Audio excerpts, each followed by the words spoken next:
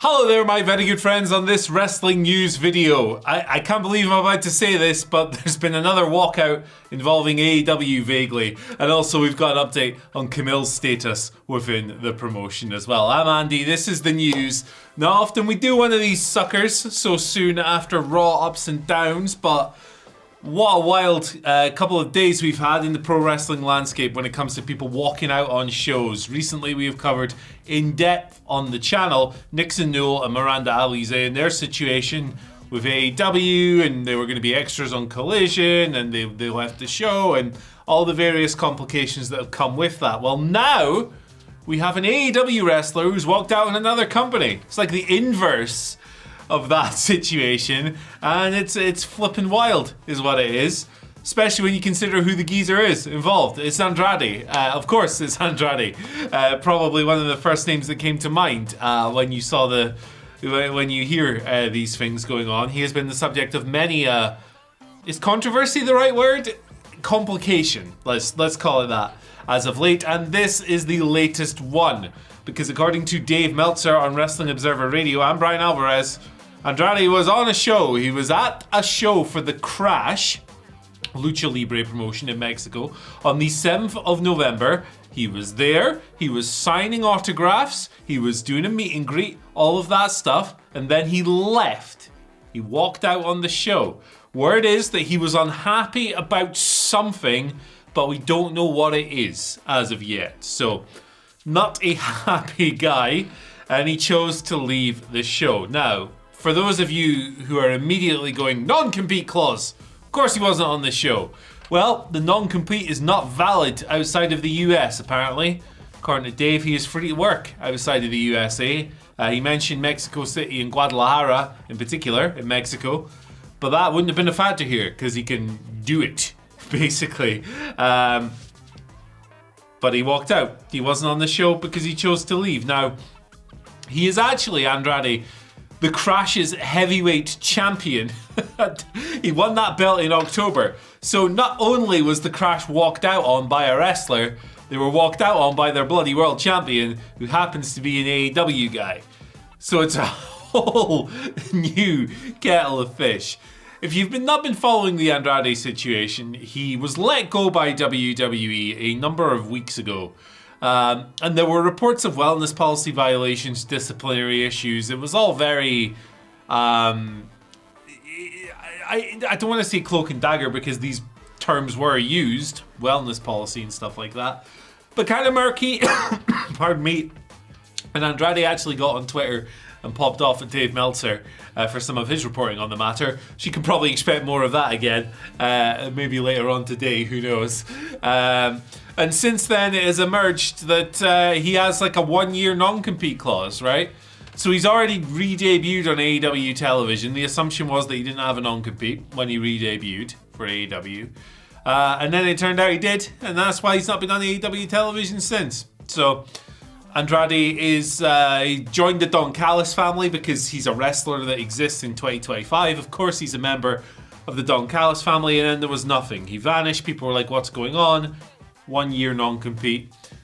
It's a very heavy clause that apparently TKO are putting into WWE contracts for people when they are fired for cause, I guess. So we've no idea if this thing's even going to stand up. We've no idea if it's going to be legally challenged or anything like that. Something I've been keen to follow that just hasn't come to light regarding that. I know David Otunga revealed recently that he spoke to Andrade about the situation with his coffee and his sweater vest. No doubt, but David Otunga is a qualified guy. If anyone in wrestling is going to know, it's probably going to be him. He's a lawyer, for goodness sake. But yeah, we'll see how the non-compete clause pans out. And when it comes to the walkout, leaving the Crash, sorry. He didn't leave the Clash. He's not Joe Strummer. Come on.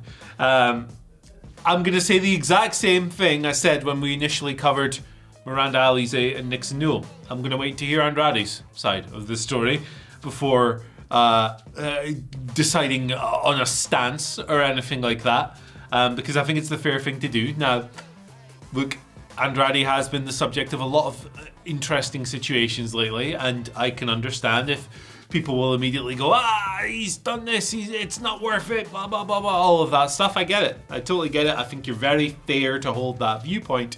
I'm not going to lie, I just want to see if he goes after Dave and it's funny again, to be perfectly honest with you. I like a good chaotic laugh every now and then. But let us know what you think of this Andrade situation in the comment section below. I mean, goodness, it's you couldn't have scripted a more convoluted exit from WWE, could you? I mean, this has just been an absolute show of the highest degree. Be it the nature of his departure, not knowing if there was a clause, he re-debuts on AEW. There is a clause, it's for a freaking year. He wins the Crash Heavyweight title, he goes back a month later, and then he walks out on a show. Very eventful guy. Always the heart of the storm. And I imagine it's not the last time that his name will be in the pro wrestling headlines as we continue through 2025. But as far as his next AEW appearance goes, well, I guess we'll see him next October, won't we? If the contract even holds up. Who knows? Is it void because of the unforeseen non-compete clause? Because they can't use him for a year? Who the heck knows? Another little snippet here from Wrestling Observer Radio that came during the Q&A session. Dave and Brian were asked about Kamille. She's been off AEW TV for ages. Since splitting her partnership up with Mercedes Moné, of course. Mercedes famously asked, "Are you stupid or are you dumb?" Immortal line.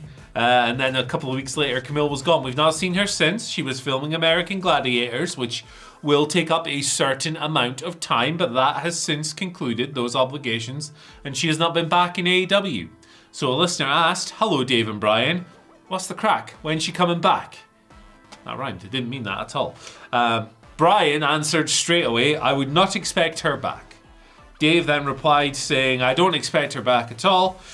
She did not do well when she was there, and there's your answer. If she had done well, she would have lasted longer." Now, I'm not sure if, because sometimes it's Dave, so sometimes it's hard to parse if his opinion is that her work wasn't good, or if she didn't do well in other aspects behind the scenes, things we don't see or anything like that. Either way, it doesn't look like Kamille's future lies in AEW, at least for now. And it will ultimately go down as one of the weirdest runs in the company's history. So she was brought in. She'd previously appeared, of course, as the NWA Women's Heavyweight Champion years ago. But she comes in, she's paired with Mercedes, and look, it's a classic wrestling thing. The smaller heel, arrogant heel who you want to see lose at the end of the program. Give them a big bodyguard to hide behind. It's a really easy way of getting heat, and Kamille is much taller than most people in her division. Power-based wrestler, good for the role, very stoic, serious character, very good for the role indeed. They had zero chemistry whatsoever on screen. Those segments were, I'm reticent to use the word disasters, but they were bad. They did not work whatsoever, to the point where it looked like Mercedes for a while was going to be a bit of a creative bust in AEW. When they eventually split, it was for the best. The partnership simply wasn't working out. It would be lovely to have this romantic idea of a long-term story between the two, but ultimately, sometimes stuff just doesn't work and you're better off rushing to the end, as unsatisfying as that may be creatively. Now, they should have paid it off properly, I agree. They should have had a match between the two, or some kind of more clear build, clearer split, because it just seems like they fell out and that was it. You never heard from Kamille again. Should have probably done some kind of match. I mean, if you were not going to use Kamille again, put Mercedes over her, right? You wouldn't put Kamille over Mercedes if she's not coming back. That'd be really stupid. But they chose not to do that for whatever reason. And I get the feeling that more on this situation is going to come out. I don't know. Sitting on it right now, I feel like maybe it'll take Kamille leaving AEW whenever her contract's up for it to come out. But I feel like someday we're going to know what the heck is going on here. It's a deeply confusing situation. She's far from the only AEW wrestler who's not on TV right now, and it hasn't been explained. Britt Baker, another notable one. Coming up to a year for Britt. The Butcher, personal favourite of mine. Why are you not booking The Butcher, man? The Butcher rules. There's loads of examples in AEW. Sometimes it's just them not picking up the phone. Sometimes it's who the heck knows what's going on here. But yeah, there you go. Bit of an update on Kamille. Spoke about her at the weekend as well. But the big story here is the Andrade situation. I'm really keen to get your take on the matter. Everyone's got an opinion on Andrade, right? He's a opinion magnet as much as he is a headline magnet at the moment.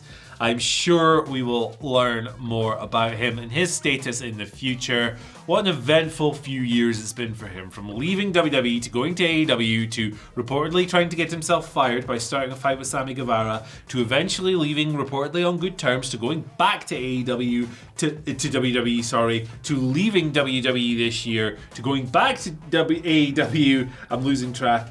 And then being unable to work for AEW because he has a non-compete clause that nobody knew a thing about. Madness. Completely insane. It's wrestling. These things happen. Check the video on your screen right now. Back tomorrow. Maybe later. PWI Women's 250's out soon. Might have to react to that because that's always fun. See you later.